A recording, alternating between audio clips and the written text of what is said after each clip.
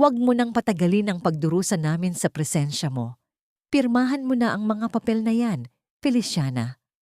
Ang boses ni Ricardo ay kasing lamig ng bakal, walang bakas ng pag-aalinlangan, habang inilalatag niya ang mga dokumento ng diborsyo sa ibabaw ng lamesa. Sa tabi niya, si Doña Carmela ay abala sa pag-aayos ng kanyang mamahaling perlas, habang si Selena naman ay nakatuon ang pansin sa kanyang kuko. Tila mas mahalaga ang manicure niya kaysa sa pagkawasak ng isang pamilya. Sinalubong ng ilong ni Feliciana ang halimuyak ng kare-kareng niluluto niya. Isang amoy na dati ay simbolo ng pag-ibig at pag-aalaga. Ngunit ngayon ay tila alingasaw na lamang ng isang nasunog na pangarap. 12 oras siyang nagbabad sa kusina. Kahit nanginginig ang kanyang mga tuhod dahil sa taas ng lagnat, pinilit niyang himayin ang bawat hibla ng karne at dikdikin ang bawat butil ng mani hanggang sa maging pino. Ito ang paboritong ulam ni Ricardo. Ito ang huling handog niya bilang asawa. I spent my whole afternoon preparing this meal for all of you. Mahinang sabi ni Feliciana. Ang kanyang tinig ay parang bulong ng hanging amihan. Malamig, tuyo, at puno ng hindi masabing pagod. At sa tingin mo ba ay makukuha mo ang awa namin sa pamamagitan ng pagkain? Pagtataray ni Selena habang tinitingnan ng pinggan ng may pandidiri. Sister-in-law, or should I say, ex-sister-in-law, your cooking smells like poverty, amoy pawis at usok. You should have just ordered from a decent restaurant if you wanted to impress us one last time. Isang mapait na ngiti ang sumilay sa mga labi ni Feliciana. Hinawakan niya ang sandok. Nararamdaman ng init ng bakal na tila gumagapang sa kanyang palad. Naalala niya kung paano niya pinagtipunan ng bawat sentimo mula sa kanyang maliit na allowance upang mabili ang pinakamagandang klase ng baka para sa gabing ito. Habang ang pamilya Villanueva ay nagpapakasasa sa karangyaan gamit ang perang hindi nila alam na nagmumula sa kanyang mga investment, siya ay nanatiling anino sa kusina, kontento sa mga tiratirang pagmamahal. You're pathetic, Feliciana, dugtong ni Doña Carmela. Ang bawat salita ng matanda ay tila latigo na humahagupit sa balat. Utang na loob mo sa pamilyang ito na naranasan mong tumira sa ilalim ng bubong na hindi tumutulo ang ulan. You were a charity case that my son decided to entertain for 3 years. Be grateful na binibigyan ka pa niya ng settlement money. Inilapag ni Feliciana ang huling mangkok ng sinigang sa gitna ng lamesa. Ang tunog ng porselana na tumama sa kahoy ay tila isang hatol ng kamatayan na umalingaw-ngaw sa buong silid. Hindi siya sumigaw, hindi siya umiyak.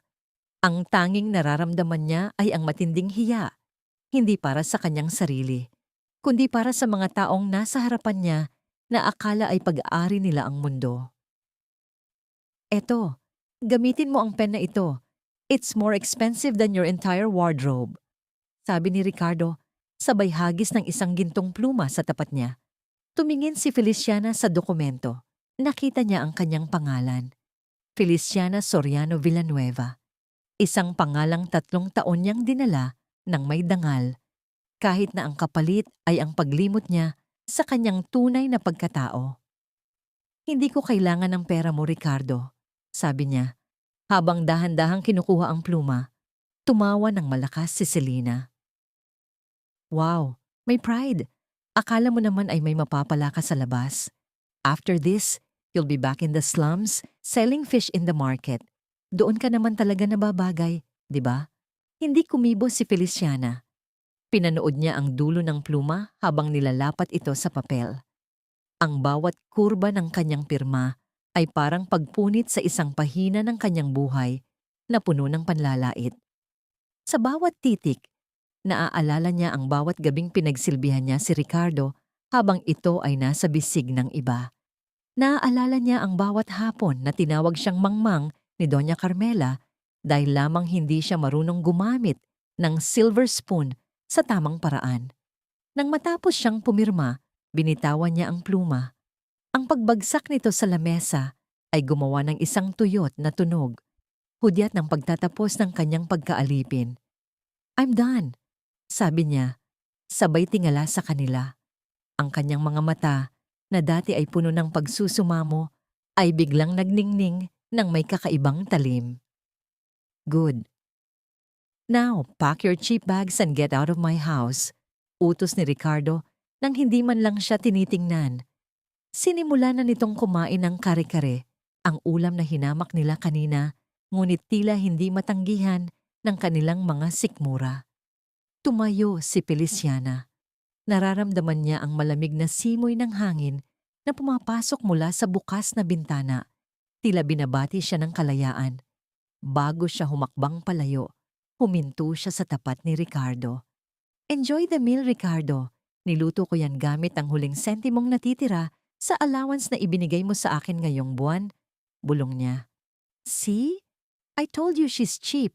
Sabat ni Selena habang puno ang bibig ng pagkain. Ngumiti si Feliciana. Isang ngiting hindi nila kailanman nakita sa loob ng 3 taon. Isang ngiting puno ng lihim at kapangyarihan. Enjoy it while you can, because tomorrow you will realize that the woman you just kicked out is the only reason why you still have a roof over your heads. Tumalikod siya at naglakad palabas ng silid kainan. Iniwan ang pamilya Villanueva na abala sa pagkain ng kanilang huling hapunan bilang mga mayayaman, habang ang anino ng kanyang paghihiganti ay nagsisimula nang bumalot sa buong mansyon. Ang bawat gamit na inilalagay ni Feliciana sa kanyang luma at kupas na maleta ay tila may kasamang mabigat na buntong hininga. Hindi marami ang kanyang pag-aari. Sa loob ng 3 taon, ang kanyang buhay ay umikot lamang sa pagitan ng 4 na sulok ng mansyong ito. Mula sa kusinang amoy bawang at luya hanggang sa silid tulugan na kasing lamig ng isang nitsyo. Isang marahas na tunog ng pagbukas ng pinto ang bumasag sa katahimikan. Hindi kumatok si Selena. Pumasok siya na parang isang bagyo. Ang kanyang mga mata ay nanunuri at puno ng hinala. Tinitiyak ko lang na wala kang itatagong hindi sa'yo, Feliciana, ani Selena habang pinapanood ang bawat galaw ng kanyang dating hipag. Knowing where you came from, baka pati ang mga mamahaling kubyertos namin ay maisipan mong ibaon sa ilalim ng mga luma mong baro. Napatigil ang kamay ni Feliciana sa pagtiklop ng isang simpleng blusa. Wala akong kinuha na hindi akin, Selena. Ang tanging dala ko ay ang mga bagay na dinala ko rin noong pumasok ako sa bahay na ito. Talaga? Kahit ang mga pabango? Ang mga sabon na binili ni Kuya para sa iyo? Lumapit si Selena sa maleta at gamit ang dulo ng kanyang sapatos, hinalungkat niya ang loob nito. Ang maruming talampakan ng sapatos ni Selena ay nag-iwan ng mantsa sa puting tela ng damit ni Feliciana. Basura. Lahat ng gamit mo ay basura. Bagay na bagay sa iyo. Mula sa pintuan, pumasok si Doña Carmela. Ang kanyang bawat hakbang ay nagpapahiwatig ng awtoridad. Ang amoy ng kanyang mamahaling French perfume ay tila sumasakal sa hanging amoy ulan sa labas. Tumayo siya sa gitna ng silid, tinitingnan ang paligid ng may pagkadiri. Huwag mong kalilimutan, Feliciana. Panimula ng matanda. Ang kanyang boses ay malumanay, ngunit bawat salita ay may talim ng isang labaha. Galing ka sa putik. Kung hindi dahil sa utang na loob ng yumaong asawa ko sa tatay mo, hinding-hindi ka makakatapak sa sahig na ito. Binigyan ka namin ng pagkakataong maging bahagi ng pamilya Villanueva. Ngunit anong ginawa mo? Naging pabigat ka lang, isang anino na walang silbi, kundi ang magluto. Hinarap sila ni Feliciana. Ang kanyang likod ay nanatiling tuwid. Ang kanyang mga mata ay hindi kumukurap sa ilalim ng mapanghusgang titig ng 2 babae. Utang na loob? Utang na loob ba ang tawag sa pagtrato sa akin na parang katulong sa loob ng 3 taon? Utang na loob ba ang pagpapakasal sa akin sa isang lalaking hindi naman ako kayang mahalin? Aba, sumasagot ka na. Singhal ni Doña Carmela. Ang lakas ng loob mong magtaas ng boses. Pagkatapos ng gabing ito, wala ka ng pangalan. Ikaw ay magiging isang hamak na pulubi muli. At tandaan mo, Hinding-hindi ka na makakabalik sa mundong ito. Hindi na sila pinansin ni Feliciana. Isinara niya ang kanyang maleta. Ang tunog ng zipper na humahatak sa magkabilang dulo ng tela ay tila huling selyo ng kanyang paglaya. Isinakbit niya ang kanyang bag sa balikat at hinarap ang dalawa. Tama kayo. Hindi na ako babalik bilang ang Feliciana na kilala niyo. Mahinahon niyang sabi. Bago siya lumabas, dumaan muli si Feliciana sa hapagkainan. Doon ay nakaupo pa rin si Ricardo, seryosong iniinom ang kanyang kape habang binabasa ang mga ulat sa negosyo. Hindi man lang nito iniangat ang tingin ng dumaan ng babaeng naging asawa niya sa loob ng 175 araw. Dahan-dahang hinubad ni Feliciana ang kanyang singsing sa daliri. Ang manipis na gintong singsing na naging simbolo ng kanyang pagpapakasakit. Hindi niya ito ibinigay kay Ricardo. Sa halip, sa harap ng gulat na mga mata ni Selena at Doña Carmela, binitawan niya ito sa loob ng mangkok ng natirang sinigang sa lamesa. Ang singsing ay lumubog sa malapot at malamig na sabaw, nawala sa ilalim ng mga tira-tirang gulay at taba ng karne. Diyan nararapat ang mga pangako mo, Ricardo, kasama ng mga tirang pagkain, bulong ni Feliciana. Isang matalim na kidlat ang gumuhit sa kalangitan na sinusundan ng malakas na dagundong na nagpayanig sa mga bintana ng mansyon. Lumabas si Feliciana sa pintuan. Ang ulan ay nagsimulang bumuhos ng malakas. Ang bawat patak ay tila naghuhugas sa dumi ng panlalait na tinanggap niya. Hindi siya tumakbo. Hindi siya gumamit ng payong. Naglakad siya sa gitna ng dilim. Ang kanyang anino ay dahan-dahang nilalamon ng gabi. Habang ang bawat hakbang niya palayo sa mansyon ng mga Villanueva ay nagiging mas mabilis, ang kanyang puso na dati ay lupaypay ay nagsisimulang tumibok ng may bagong layunin. Sa dulo ng kalsada, isang itim na kotse ang dahan-dahang huminto. Bumukas ang pinto at lumabas ang isang lalaking may hawak na payong. Handa na po ang lahat, Madam President, ani Attorney Mateo. Tumingin si Feliciana sa huling pagkakataon sa malaking mansyong naiwan sa likuran. Ang liwanag sa loob nito ay tila unti-unting namamatay sa kanyang paningin. Mateo, tawag niya. Ang kanyang boses ay hindi na ang mahinang tinig ng isang api. Simulan na ang pagbili sa mga utang ng Villanueva Holdings.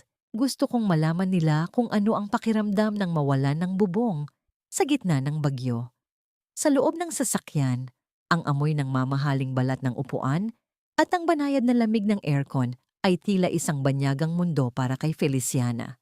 Sa loob ng 3 taon, ang kanyang mga daliri ay nasanay sa amoy ng Clorox, bawang, at ang malansang amoy ng palengke.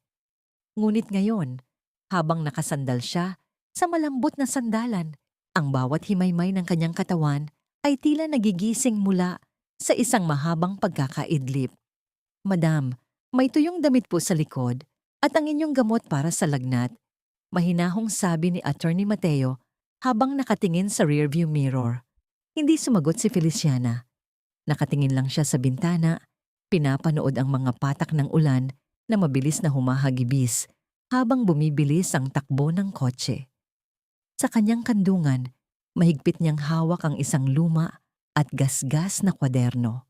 Ito ang kanyang life manual sa loob ng mansyon ng mga Villanueva. Dito nakasulat ang lahat, ang eksaktong oras ng pag-inom ng gamot ni Doña Carmela, ang listahan ng mga pagkaing bawal kay Ricardo, at ang mga brand ng makeup na gusto ni Selena. Isang mapait na alaala ang gumuhit sa kanyang isipan.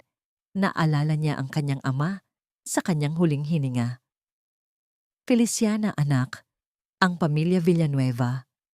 Sila ang nagligtas sa atin noong wala tayong makain. Ang tatay ni Ricardo, si Don Alfonso, siya ang naging sandigan ko. Pangako, huwag mo silang pababayaan, bulong ng kanyang ama bago ito pumanaw. Dahil sa pangakong iyon, tinanggap niya ang alok na kasal ni Don Alfonso para sa kanyang anak na si Ricardo. Akala ni Feliciana, ang kasal na iyon ay isang pagkakataon upang bayaran ang utang na loob. Ngunit hindi niya akalain na ang pagbabayad na yon ay mangangahulugan ng pagpapakain sa kanyang sariling dangal sa mga asong marunong lamang kumagat. Noong namatay si Don Alfonso 2 taon na, ang nakararaan, ang proteksyong tanging hawak niya ay naglaho. Doon nagsimulang magbago ang lahat. Ang pasasalamat ay naging pag-alipusta. Ang pagtanggap ay naging pagtataboy. They thought I was a nobody, Mateo. Bulong ni Feliciana, ang kanyang boses ay tila nanggagaling sa kailaliman ng isang madilim na kuweba. Hindi nila alam na habang nilalait nila ang aking pagkatao sa hapagkainan, ako ang nagpapatakbo ng Soriano Holdings mula sa madilim at mainit na attic ng kanilang mansyon. It was a masterclass in patience, ma'am, sagot ni Mateo. The board of directors has been itching to meet the woman who grew our assets by 400% in just 36 months. They have no idea she was doing it while scrubbing floors. Binuksan ni Feliciana ang kwaderno.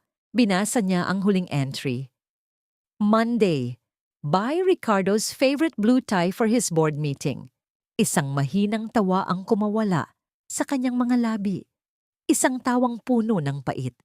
Gamit ang kanyang nanginginig na kamay, pinunit niya ang pahinang yon. Sinunod niya ang bawat pahina, isa-isa, hanggang sa maging tumpok ng basang papel ang simbolo ng kanyang 3 taong pagtitiis. Mateo, ihinto mo ang sasakyan sa tapat ng basurahan sa susunod na kanto, utos niya. Huminto ang sasakyan. Ibinaba ni Feliciana ang bintana. Ang malamig na ulan ay humampas sa kanyang mukha, ngunit hindi siya nalingat. Itinapon niya ang punit-punit na kwaderno sa basurahan. Pinanood niya itong lamunin ng dilim at dumi, hila ng agos ng tubig baha. Madam, ang Villanueva Holdings ay kasalukuyang naghahanap ng bagong investor para sa kanilang expansion project. Ang utang nila sa bangko ay umabot na sa ceiling limit, ulat ni Mateo habang muling umaandar ang sasakyan. They are desperate. Actually, they are scheduled to pitch to Soriano Holdings tomorrow morning. Napasandal si Feliciana at ipinikit ang kanyang mga mata. Sino ang kinatawan nila para sa pitching? Si Ricardo Villanueva mismo, ma'am, kasama ang kanyang bagong business partner, si Sofia Galvez. Isang matalim na ngiti ang sumilay sa mukha ni Feliciana. Sofia Galvez, ang babaeng naging dahilan kung bakit tuluyang nalimutan ni Ricardo na may asawa siyang naghihintay sa bahay. Excellent, sabi ni Feliciana. Prepare my power suit. Tomorrow, I will not be the woman who cooks their dinner. I will be the woman who decides if they even get to eat. Dumagundong ang kulog sa kalangitan. Tila sumasang-ayon sa pasya ng reynang nagbabalik. Ang mansyon ng mga Villanueva ay tila nagliliyab sa liwanag ng mga kristal na chandelier. Ngunit sa loob nito ay isang uri ng katuwaan na kasing babaw ng plastik na bulaklak. Ang hanging dati ay amoy luya at kare-kare ay napalitan na ng amoy ng mamahaling champagne at ang matapang na halimuyak ng mga imported na bulaklak. Finally, ang sarap huminga. Wala na ang amoy ng bagoong sa bahay na ito. Malakas na, sabi ni Selena, habang itinataas ang kanyang baso ng alak. Cheers to our freedom, and cheers to the new queen of the house. Tumawa ang mga panauhin, mga socialite, na ang tanging alam ay ang makisama sa kung sino ang may pera. Sa gitna ng sala, nakatayo si Sofia Galvez, suot ang isang pulang damit na kasing talim ng kanyang mga ngiti. Nakasandal siya sa balikat ni Ricardo, na tila isang tropeyong ipinagmamalaki sa buong mundo. You're too much, Selena, malambing na sabi ni Sofia, bagaman bakas sa kanyang boses ang pagmamataas. Poor Feliciana, I heard she even dropped her wedding ring in a bowl of soup. How primitive. Talagang ipinakita niya kung hanggang saan lang ang level ng utak niya. It's not just primitive, it's disgusting, dagdag ni Doña Carmela habang marahang humihigop ng tsaa. But what can we expect? A woman who spends all her time in the kitchen will eventually act like a trash. Ngayong wala na siya, tila luminis ang hangin sa mansyong ito. Our family name is pure once again. Sa isang sulok, nakatayo si Ricardo. Hawak niya ang isang baso ng whiskey, ang kanyang mga mata ay nakatuon sa kawalan. Sa kabila ng katuwaan ng kanyang kapatid at ina, may kung anong bigat sa kanyang dibdib na hindi niya maipaliwanag. Hindi ito panghihinayang kay Feliciana dahil para sa kanya, ang babaeng iyon ay isang obligasyong natapos na. Ang iniisip niya ay ang ulat na natanggap niya kanina, ang pagbagsak ng halaga ng kanilang stocks at ang misteryosong kumpanyang unti-unting kumakain sa kanilang mga supplier. Hon, are you okay? You look stressed. Bulong ni Sofia habang hinahaplos ang braso ni Ricardo. Don't worry about the business. Tomorrow, once we secure the partnership with Soriano Holdings, lahat ng problema mo ay mawawala. We will be the most powerful couple in the industry. I hope so, Sofia. Sagot ni Ricardo, pilit nang umingiti. The president of Soriano Holdings is very elusive. Walang nakakaalam kung sino siya. They say she's a genius but very cold. Kailangan nating makuha ang tiwala niya. Don't worry, kuya. Singal ni Selena na lumapit sa kanila. They are investors. They like people with class, people like us. Hindi sila makikipag-usap sa mga taong tulad ng ex-wife mo. Imagine if they saw her. Baka isipin nila ay katulong ang asawa mo. It's good she's gone before this big meeting. Nagpatuloy ang tawanan. Pinag-usapan nila ang mga planong bakasyon sa Europa, ang mga bagong kotseng bibilhin, at ang mga alahas na ipaparada sa susunod na gala. Wala silang kamalay-malay na ang bawat lagok nila ng alak ay tila huling patak ng tubig sa isang tuyot na balon. Habang nagdiriwang sila sa loob ng mansyon, sa kabilang dako ng lungsod, sa loob ng isang penthouse na nakatingala sa buong syudad, nakatayo si Feliciana. Hindi na siya ang babaeng may amoy ng usok at pawis. Suot niya ang isang itim na silk robe, hawak ang isang tablet kung saan makikita ang real-time data ng Villanueva Holdings. Pinanood niya ang mga pulang numero na bumababa, ang simbolo ng unti-unting pagguho ng imperyo ng mga taong humamak sa kanya. Madam, the security footage from the Villanueva mansion is live, sabi ni Mateo mula sa likuran. They are having a party, celebrating your departure. Tumingin si Feliciana sa screen. Nakita niya ang mukha ni Ricardo na tumatawa kasama si Sofia. Nakita niya si Doña Carmela na parang reynang nakaupo sa kanyang trono. Isang malamig na ningning ang lumitaw sa mga mata ni Feliciana. Hayaan mo silang magdiwang, Mateo, mahinahon niyang sabi. Ang kanyang boses ay parang huni ng koro sa loob ng isang katedral. Payapa, ngunit puno ng kapangyarihan. Ang pinakamasarap na bahagi ng pagbagsak ay ang sandaling akala mo ay lumilipad ka pa rin, habang hindi mo alam na wala na palang lupa sa ilalim ng iyong mga paa. Sila na po ang susunod na schedule sa pitching bukas ng 8:00 ng umaga. Paalala ni Mateo. Tell the staff to prepare the grandest conference room. Utos ni Feliciana. I want them to feel how small they are before I even speak. At si Sofia Galvez. Siguraduhin mong nakasuot siya ng pinakamahal niyang damit. Gusto kong makita kung paano magmumukhang basahan ng lino kapag hinarap na niya ang katotohanan. Ipinatong ni Feliciana ang tablet sa lamesa. Sa screen, ang logo ng Soriano Holdings ay nagliliwanag. Isang gintong agila na nakabuka ang mga pakpak, handang Manila. Bukas, bulong ni Feliciana sa sarili. Ang hapunan ay hindi na ako ang magluluto, pero ako ang maghahain ng kanilang huling hatol. Ang katahimikan sa loob ng silid ni Feliciana ay may sariling musika, isang malamig at kalkuladong ritmo na malayo sa ingay ng mga kawali at bulyaw na kinagisnan niya sa loob ng 3 taon. Sa harap ng malaking salamin, pinagmasdan niya ang kanyang sariling refleksyon. Ang babaeng nakatingin sa kanya ay hindi na ang Feliciana na anino. Ang kanyang buhok ay maayos na nakabundle sa isang eleganteng shinyon at ang kanyang balat ay tila nagliliwanag sa ilalim ng haplos ng mamahaling sutla.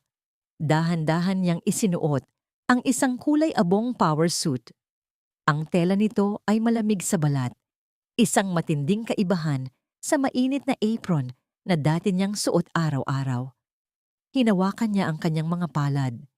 Wala na ang amoy ng Clorox at bawang.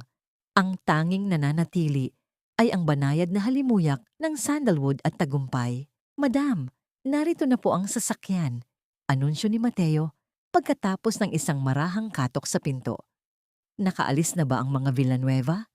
Tanong ni Feliciana habang isinusuot ang kanyang relo. Isang piraso ng sining na ang halaga ay sapat na upang bayaran ang lahat ng utang ng pamilya ni Ricardo sa loob ng 1 taon. Opo, madam. Ayon sa ating staff, kanina pa silang 7:00 nandoon. Si Sofia Galvez ay mukhang balisa, habang si Ricardo naman ay pilit na nagpapakitang kampante sa harap ng mga empleyado natin. Ulat ni Mateo na may bahid ng pangungutya. Sa kabilang dako, sa grand lobby ng Soriano Holdings, tila hindi mapakali si Ricardo.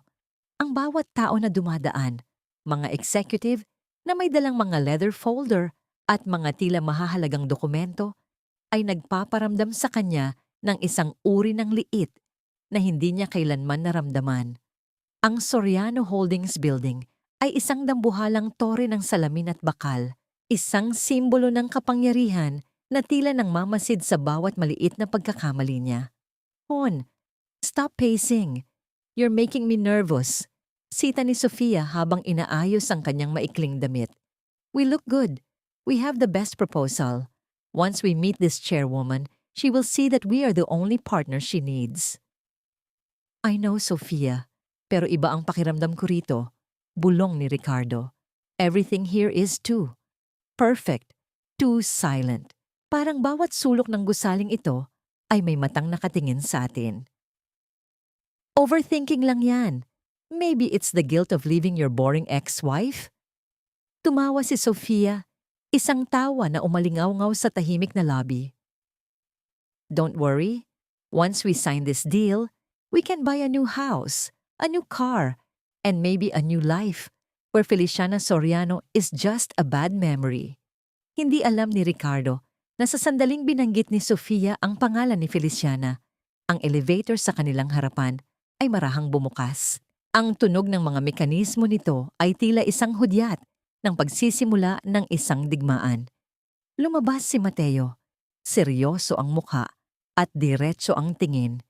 Mr. Villanueva, Miss Galvez, the chairwoman is ready to see you now. Nagkatingin na ng dalawa.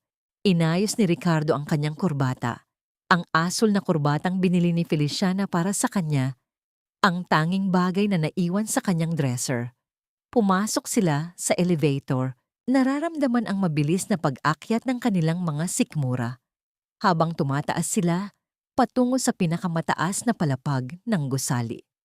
Pagdating sa executive floor, ang sahig ay nababalot ng makapal na carpet na tila lumalamon sa tunog ng kanilang mga hakbang. Huminto sila sa harap ng isang dambuhalang pintong gawa sa mahogany. Please have a seat. She will be with you in a moment, sabi ni Mateo bago sila iniwan sa loob ng isang boardroom na may tanawin ng buong Metro Manila. This is it, Ricardo.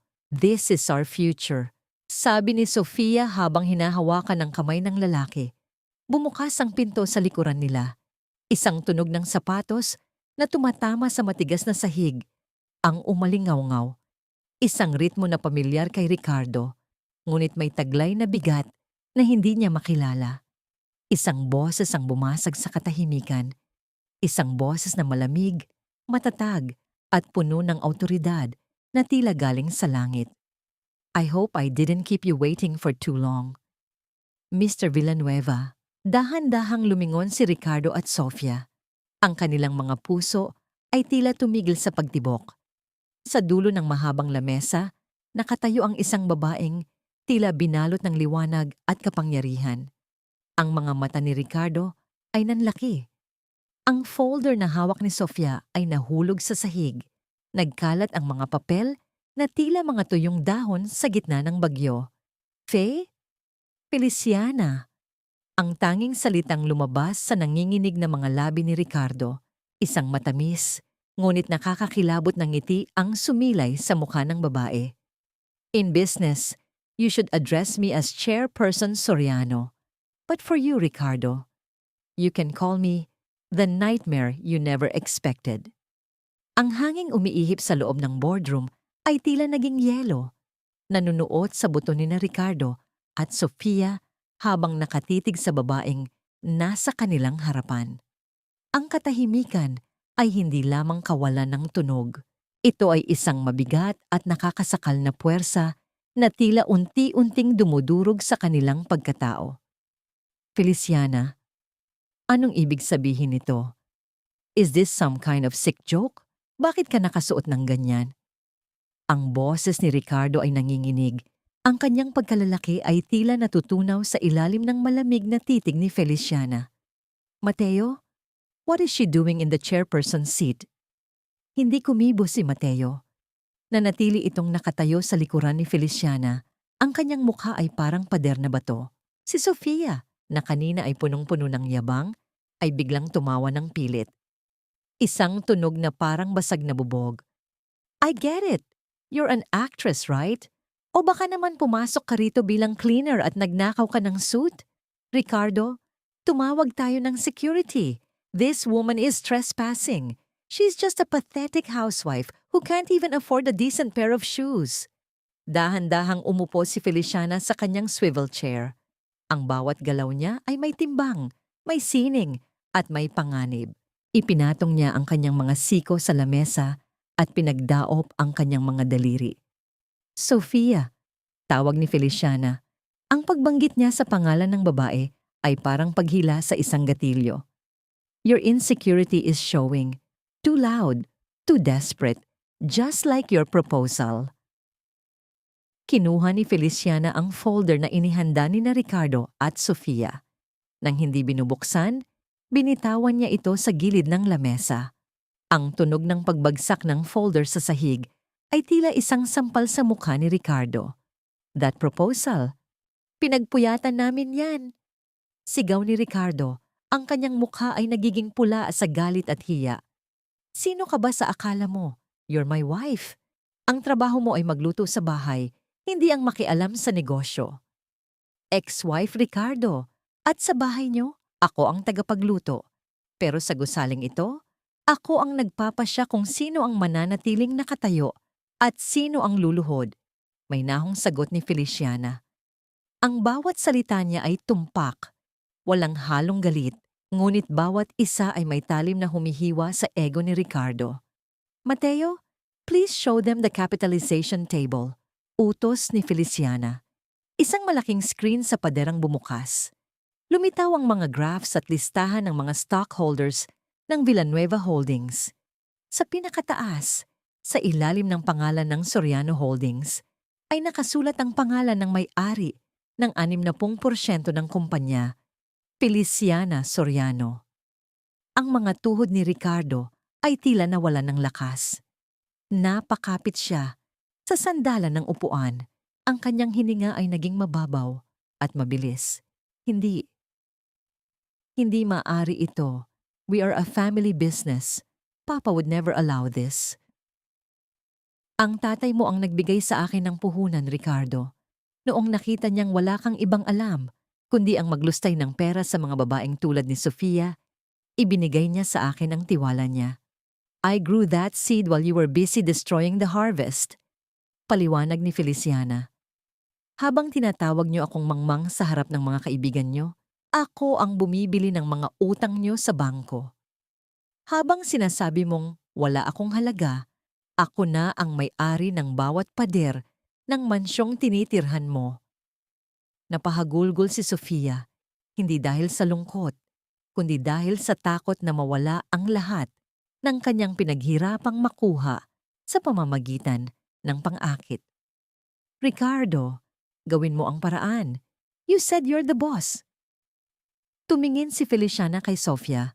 Ang kanyang mga mata ay walang kahit anong emosyon. And you, Sofia, the woman who thought a red dress and a stolen husband could buy her a seat at this table. You're fired. Not just from this partnership, but I will make sure no one in this industry will ever touch your name again. Feliciana, please. Pag-usapan natin ito. We're still family. Pagsusumamo ni Ricardo, ang kanyang boses ay tila isang asong nagmamakaawa. Family? Isang mapait na tawa ang kumawala sa mga labi ni Feliciana.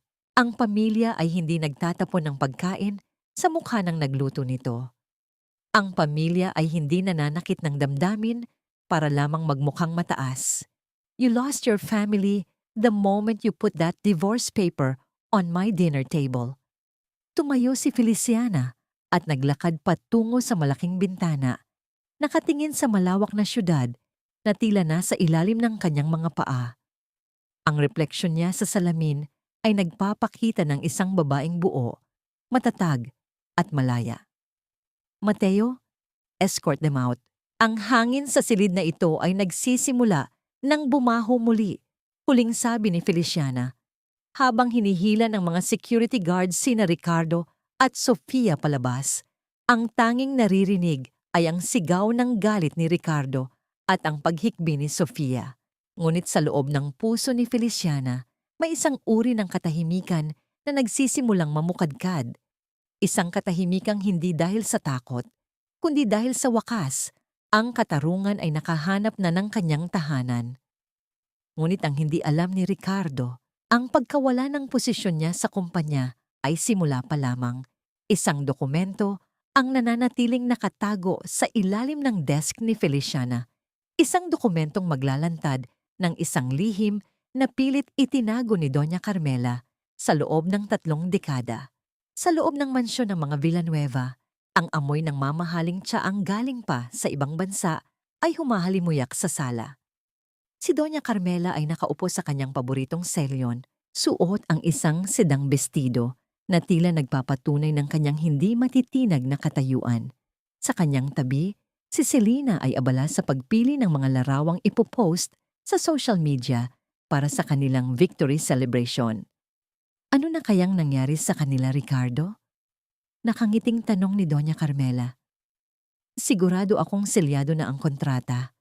Sa ganda ni Sofia at sa galing ni Ricardo, hinding-hindi sila matatanggihan ng Soriano Holdings. Of course, Mommy. At sa wakas, hindi na natin kailangang magtiis sa luto ng Feliciana na yon. I can't wait to hire a Michelin star chef, sagot ni Selena habang tumatawa. Ngunit ang kanilang katuwaan ay naputol nang bumukas ang dambuhalang pinto. Pumasok si Ricardo na tila isang basang sisiw. Gulo-gulo ang buhok, maluwag ang kurbata, at ang kanyang mga mata ay bakas ang matinding trauma. Sa likuran niya, si Sofia ay hindi tumitigil sa pag-iyak. Ang kanyang maskara ay humulas na sa kanyang pisngi. Ricardo, anak, anong nangyari? Nasaan ang kontrata? Nag-aalalang tanong ni Doña Carmela habang tumatayo. Hindi makasagot si Ricardo. Napasandal siya sa pader, ang kanyang hininga ay kinakapos. Isang pamilyar na tunog ng sapatos ang narinig mula sa labas. Ang bawat yabag sa marbol na sahig ay parang pintig ng isang relong, nagbibilang ng nalalabing oras ng pamilya Villanueva. Hindi ito ang mabagal at maingat na hakbang ng isang katulong. Ito ay ang matatag at mapanghamak na hakbang ng isang mananakop. Pumasok si Feliciana. Sa likuran niya ay si Attorney Mateo at 4 na lalaking nakasuit na may dalang mga asul na folder. How dare you? Sigaw ni Doña Carmela. Ang kanyang mukha ay naging kasing puti ng pader sa galit. Feliciana, wala ka ng karapatang tumapak dito. Pinalayas ka na ng anak ko. Security. Nasaan ang security?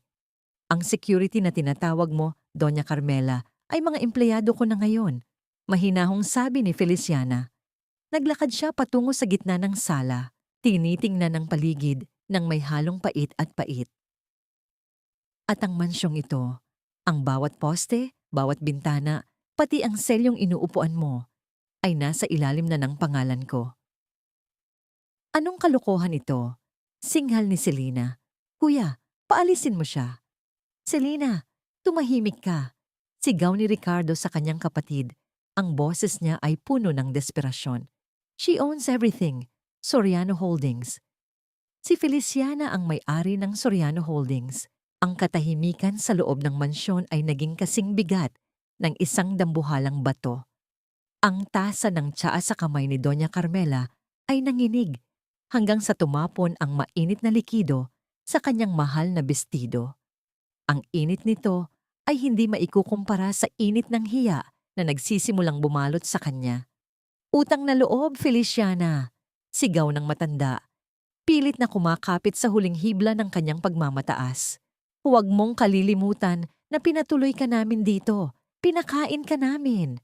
Lumapit si Feliciana sa matanda. Kinuha niya ang isang maliit na pouch mula sa kanyang bag at dahan-dahang ibinuhos ang laman nito sa lamesang gawa sa kristal. Ang mga barya ay gumulong at nagkalat. Ang tunog ng metal sa kristal ay tila mga hiyaw ng panunuya.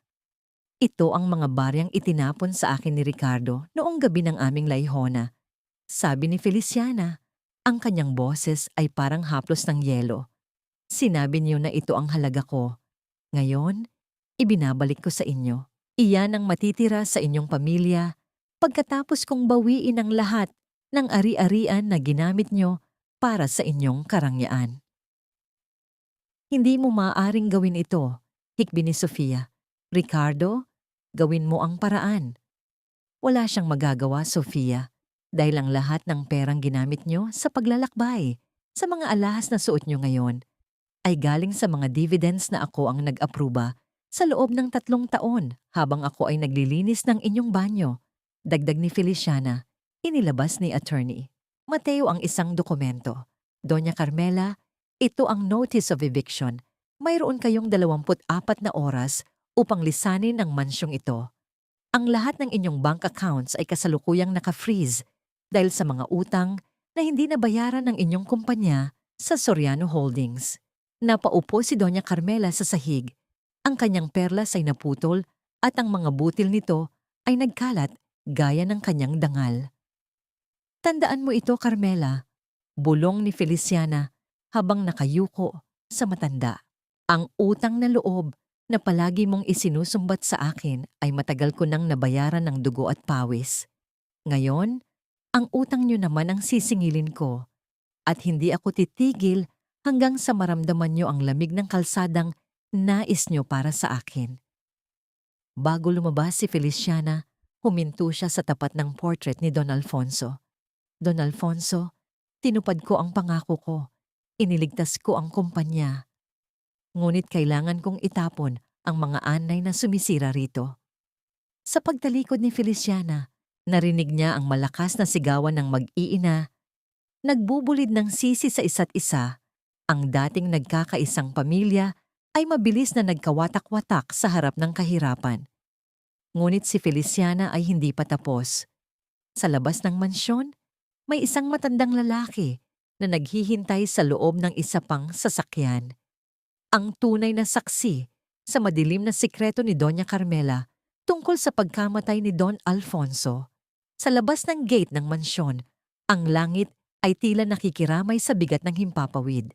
Ang bawat patak ng ulan na tumatama sa bubong ng kotse ni Feliciana ay nagbibigay ng isang ritmo na kasing lamig ng katotohanan.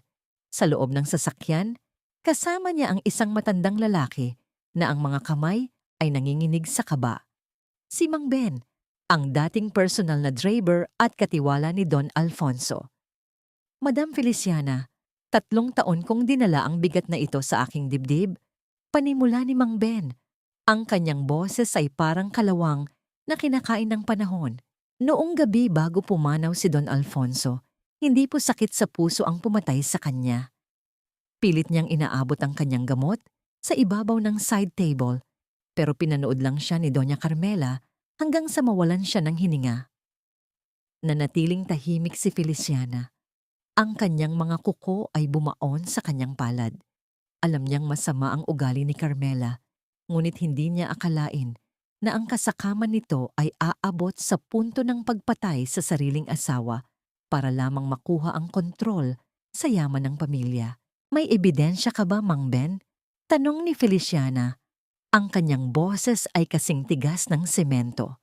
Inilabas ni Mang Ben ang isang maliit na recorder at isang lumang bote ng gamot. Naitago ko po ang recorder na ginagamit ni Don Alfonso para sa kanyang mga business notes. Noong gabing iyon, hindi niya sinasadyang mapindot ang record. Narito ang boses ni Doña Carmela habang sinasabi sa kanya na panahon na para magpahinga ka, Alfonso, para ako naman ang maghari. Ipinikit ni Feliciana ang kanyang mga mata. Sa loob-loob niya, isang apoy ng galit ang muling nagliyab, hindi na para sa sarili niyang pait, kundi para sa katarungan ng lalaking tanging naging mabuti sa kanya sa pamilyang yon. Bumalik si Feliciana sa loob ng mansyon.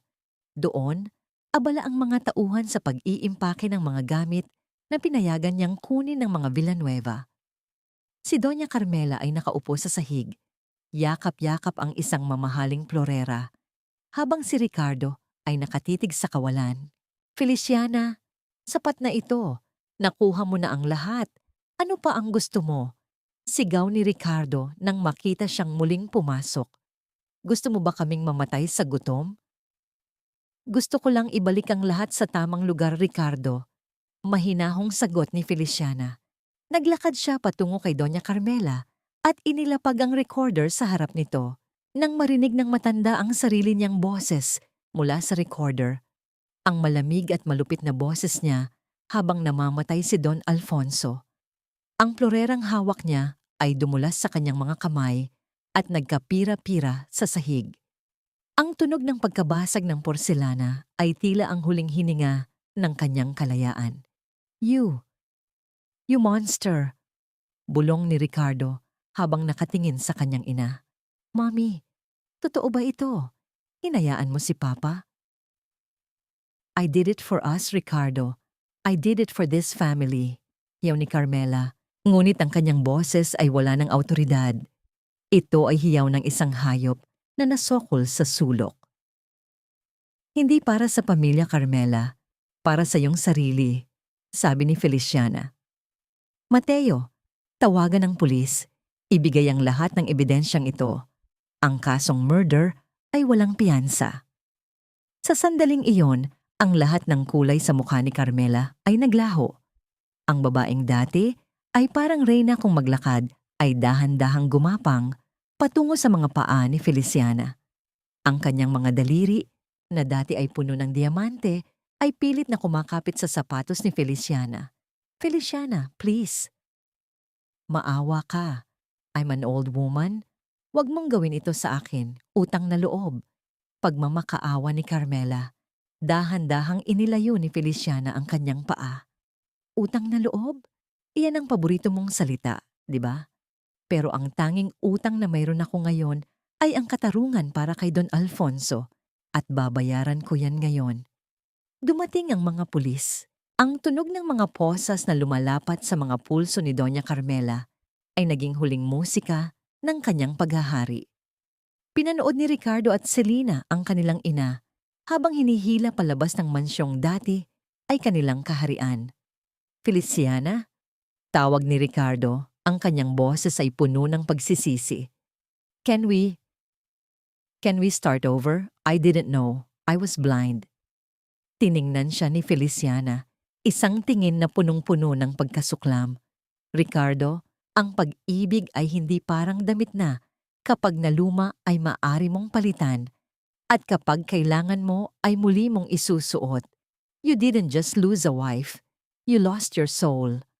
Tumalikod si Feliciana at naglakad palabas ng mansyon, habang sa likuran niya, ang pamilya Villanueva ay tuluyan ng naglaho sa dilim ng kanilang sariling mga kasalanan. Sa unang pagkakataon sa loob ng 3 taon, naramdaman ni Feliciana na ang hanging kanyang nilalanghap ay malinis, sariwa, at higit sa lahat. Malaya, ang katahimikan sa loob ng mansyon ay tila isang malalim na telon na tumatabing sa mga nakalipas na ingay ng panlalait at pagdurusa. Sa gitna ng malawak na sala, kung saan dati ay kailangan niyang lumakad nang nakayuko upang hindi mapansin, ngayon ay nakatayo si Feliciana nang may buong dangal. Ang liwanag ng papalubog na araw ay tumatagos sa mga bintanang salamin. Nagbibigay ng kulay ginto sa kanyang anyo. Isang kulay na hindi nabibili ng pera, kundi kinikita ng karakter. Isang kalos ng sapatos sa sahig ang bumasag sa kanyang pagmumuni-muni. Si Ricardo, hindi na ito ang lalaking may suot na plansadong suit at mayabang na tindig. Ang kanyang polo ay lukot, ang kanyang mga mata ay namumula, at ang kanyang buong pagkatao ay tila isang gusali na gumuho pagkatapos ng isang malakas na lindol. Lumapit siya kay Feliciana, ngunit huminto siya nang makita ang distansyang namamagitan sa kanila. Isang distansyang hindi lamang pisikal, kundi ang milya-milyang agwat ng kanilang mga mundo. "Feli, please, can we talk? Just the two of us," bulong ni Ricardo. Ang kanyang boses ay wala ng talim. Tanging ang gasgas na tunog ng pagmamakaawa ang natira. "Nag-uusap na tayo, Ricardo, at ito na ang huli," mahinahong sagot ni Feliciana. Hindi niya ito tiningnan. Ang kanyang paningin ay nanatili sa malayo, sa abot-tanaw kung saan ang kalayaan ay naghihintay. "I know I messed up. I know I was a fool," patuloy ni Ricardo, pilit na humahakbang palapit. "But I did love you in my own way. Do you remember our first year? Nung wala pa si Sofia? Nung tayo pa lang? We were happy, di ba? You cooked for me. You took care of me. I can change, Feli. I can be the man you deserve." Isang mapait na ngiti ang sumilay sa mga labi ni Feliciana. Hinarap niya si Ricardo, at sa unang pagkakataon, nakita ng lalaki ang kabuuan ng kanyang pagkatalo sa mga mata ng babae. "In your own way?" ulit ni Feliciana. "Ricardo, ang pag-ibig sa iyong paraan ay ang pagtrato sa akin na parang isang kagamitan na kailangang laging nandoon kapag kailangan mo, pero itatabi at babaliwalain kapag nakakita ka ng bago. You didn't love me. You loved the convenience I provided. You loved having someone to step on so you could feel tall. Feli, that's not true. I protected you from my mother." "Protected me?" Isang mahinang tawa ang kumawala kay Feliciana. Isang tawang puno ng pait. "Hinayaan mo siyang tawagin akong basura sa harap mo. Hinayaan mo si Selena na insultuhin ang aking pagkatao araw-araw. Ang pananahimik mo, Ricardo, ay ang pinakamasakit na uri ng pagtataksil. It wasn't Sofia who broke this marriage. It was your cowardice." Napayuko si Ricardo.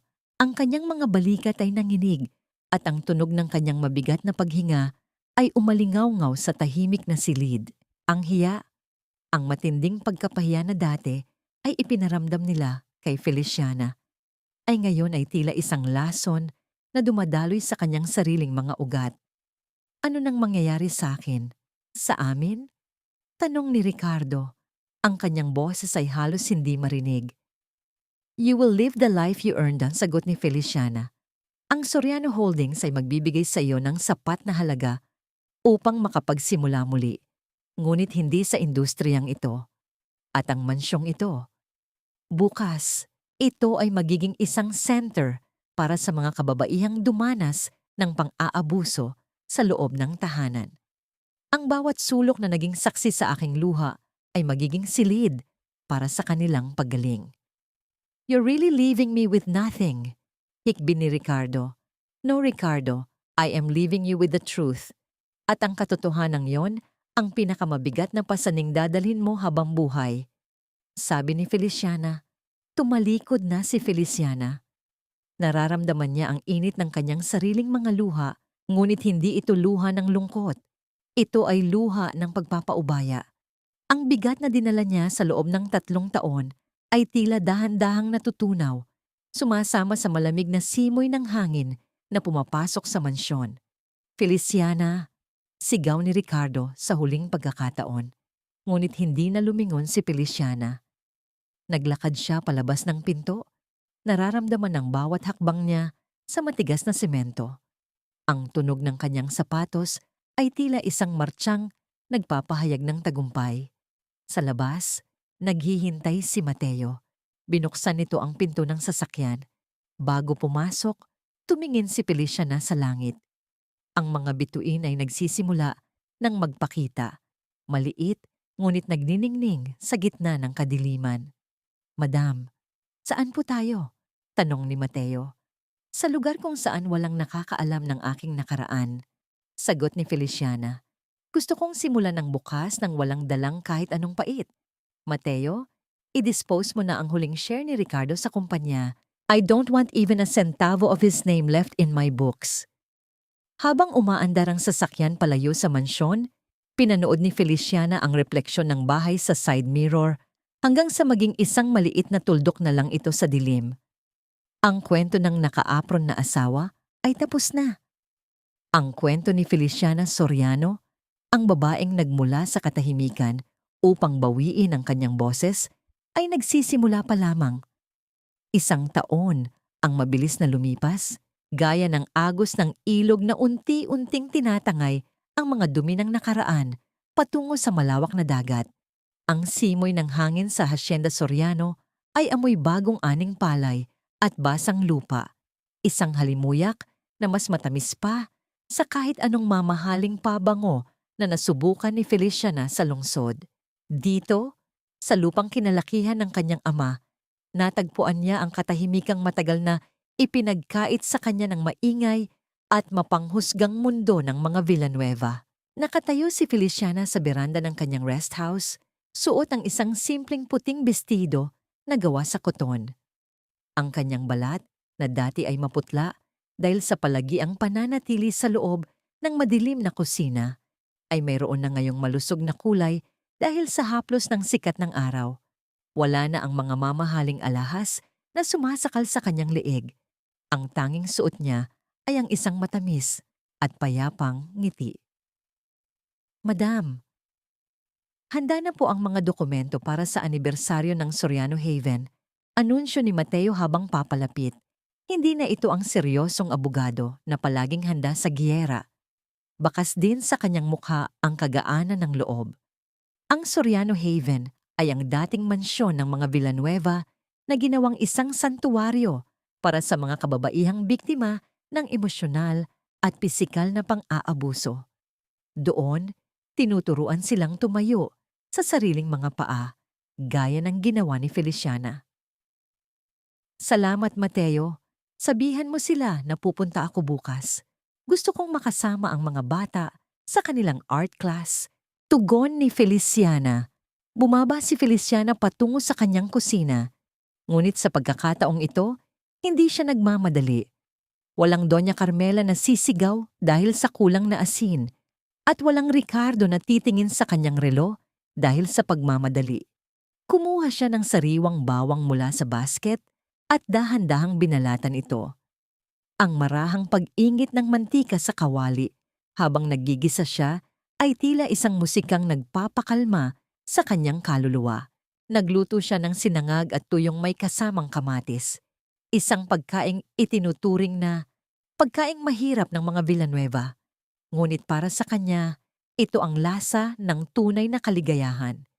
Habang kinakain niya ang kanyang niluto, ninanamnam niya ang bawat butil ng kanin. Hindi na siya kumakain para lamang mabuhay. Kumakain siya dahil mahal niya ang kanyang sarili. Isang hapon, habang naglalakad siya sa garden, isang babaeng survivor mula sa foundation ang lumapit sa kanya. "Madam Feliciana, may itatanong lang po sana ako," mahiyain nitong sabi. "Hindi po ba kayo nagagalit? Hindi niyo po ba naiisip na puntahan sila sa kulungan? O sa kung saan man sila naroroon ngayon para ipakita kung gaano kayo kasaya?" Huminto si Feliciana at hinawakan ng kamay ng babae. Ang kanyang palad ay mainit at puno ng katiyakan. "Ineng, ang tunay na paghihiganti ay hindi ang makita silang nagdurusa." Mahinahong sabi ni Feliciana sa Taglish. "The best revenge is to live a life so beautiful that you completely forget they ever existed." Ang galit ay isang kadena na nagtatali sa atin sa mga taong nanakit sa atin. Ngayong wala na akong galit, tunay na akong malaya. Nabalitaan ni Feliciana mula kay Mateo na si Ricardo ay nagtatrabaho na ngayon bilang isang ahente sa isang maliit na kumpanya, namumuhay sa isang maliit na apartment na kasing laki lamang ng dating walk-in closet nito. Si Selena naman ay nawala na sa radar ng high society, nagtatago sa hiya ng kanilang pagbagsak. At si Doña Carmela, ang reynang dati ay hindi matapakan ng lupa, ay nananatiling nakakulong, binibilang ang mga rehas na naging kapalit ng kanyang kasakiman. Ngunit ang mga impormasyong ito ay tila mga balita na lang mula sa ibang planeta para kay Feliciana. Wala na itong talim, wala na itong bigat. Habang lumulubog ang araw, nagbibigay ng kulay ube at kahel sa kalangitan, naupo si Feliciana sa isang tumba-tumba sa ilalim ng puno ng mangga. Isang strangherong lalaki ang dumaan sa harap ng kanyang bakuran. Marahil ay isang bagong investor o isang manlalakbay. Huminto ito at tinitigan siya ng may paghanga. "Magandang hapon po. Napakaganda po ng inyong hardin," bati ng lalaki. Ngumiti si Feliciana. "Salamat po. Pinaghirapan ko pong itanim ang bawat buto rito." "Maaari po bang magtanong kung may nagmamay-ari na ng pusong kasing ganda ng hardin na ito?" Biro ng lalaki ng may galang. Tumawa si Feliciana, isang tawang malaya at buo. "Sa ngayon, ang pusong ito ay pag-aari muna ng babaeng matagal na nawala. At ngayon palang muling natatagpuan ang kanyang sarili.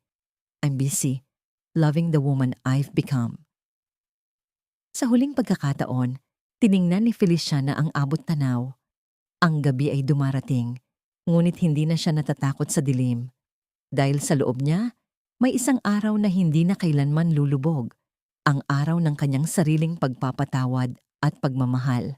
Sa isang maliit at madilim na apartment sa gilid ng maingay na rails ng tren, nakaupo si Ricardo sa harap ng isang plastik na lamesa. Ang tanging liwanag sa silid ay ang kisap ng isang upod na bumbilya na tila hihinto na sa paghinga anumang sandali. Sa kanyang harapan ay isang mangkok ng instant noodles, matabang, malata at walang lasa. Habang hinihigop niya ang sabaw, biglang nanariwa sa kanyang balat ang alaala ng mainit na sinigang ni Feliciana. Naalala niya ang lambot ng karne, ang tamang asim ng sampalok, at ang pagmamahal na nakahalo sa bawat kutsara na dati ay binaliwala niya.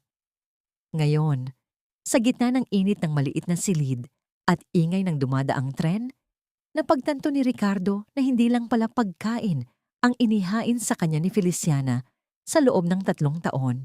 Inihain nito sa kanya ang kanyang buong buhay, ngunit mas pinili niyang magpakabusog sa basura ng ibang tao. "Kuya, wala na ba tayong pambili ng kape?"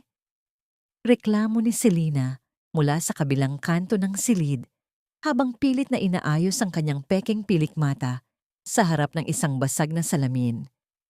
Wala na ang kanyang mga designer bags. Ang tanging natira sa kanya ay ang mga lumang damit na wala ng kinang. Hindi sumagot si Ricardo. Ipinikit niya ang kanyang mga mata.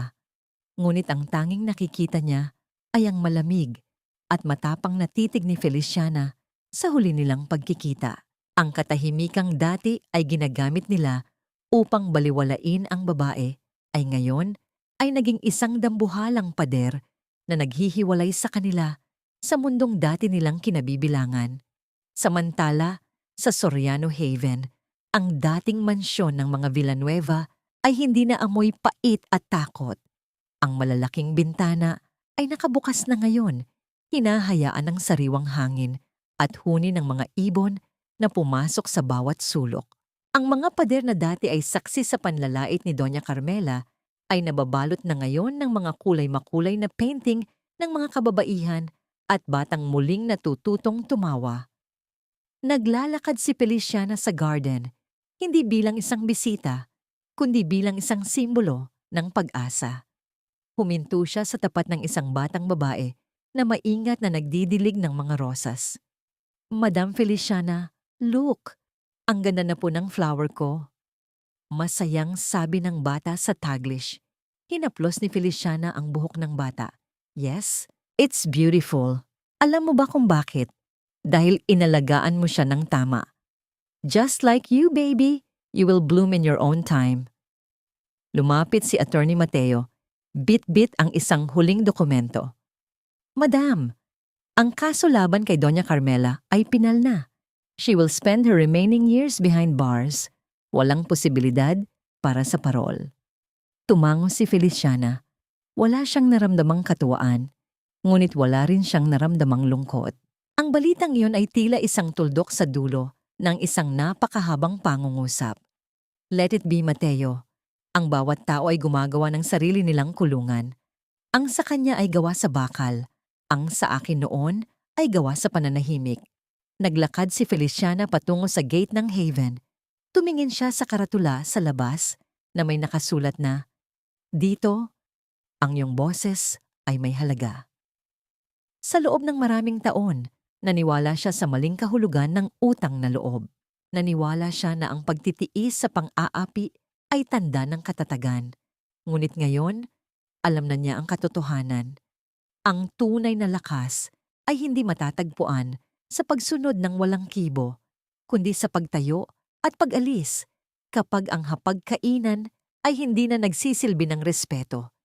Ipinatong ni Feliciana ang kanyang kamay sa kanyang dibdib. Nararamdaman ang bawat pintig ng kanyang puso. Malakas, malaya, at buo. Ang naka-apron na asawa ay matagal nang namatay sa dilim ng nagdaang gabi. Ang nakatayo ngayon sa ilalim ng maliwanag na sikat ng araw ay si Feliciana Soriano, isang babaeng hindi na kailanman muling mananahimik para sa kapakanan ng mga taong hindi marunong makinig. Sa huling pagkakataon, lumingon siya sa mansyon. Ngumiti siya, hindi sa mga alaala ng pait, kundi sa tagumpay ng kanyang paglaya. Pagkatapos, humakbang siya pasulong, patungo sa isang bukas na hinaharap kung saan siya na ang sumusulat ng sarili niyang kwento. Ang katahimikan ay wala na. Dahil sa wakas, ang mundo na ang nakikinig sa kanya.